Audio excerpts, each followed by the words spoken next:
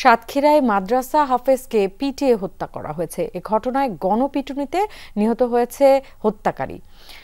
রোববার বিকেলে তালা উপজেলার শাহপুর এলাকায় এই ঘটনা ঘটে। নিহত হাফেজ শরীফুল ইসলাম শাহপুর দাওয়াতুল কোরআন হাফেজিয়া মাদ্রাসায় কর্মরত ছিলেন।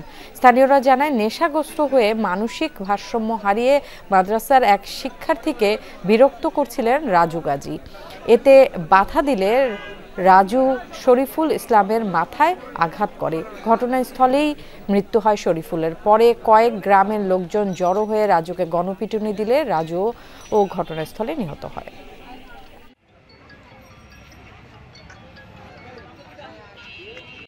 হাফেজ সাহেব ওই রাজুকে দেখে বললে, রাজু তুমি এখানে কেন, তুমি চলে যাও। ওই বলে হাফেজ সাহেব তার রুমে ওঠার জন্য চলে গেল, বারান্দায় গেছে। পিছন থেকে এসে এই যে চৌকাঠ, যেটা আমরা বলি চৌকাঠ, দরজা বা চৌকাঠ দিয়ে সে পিছন থেকে এসে হাফেজ সাহেবের মাথায় আঘাত করছে।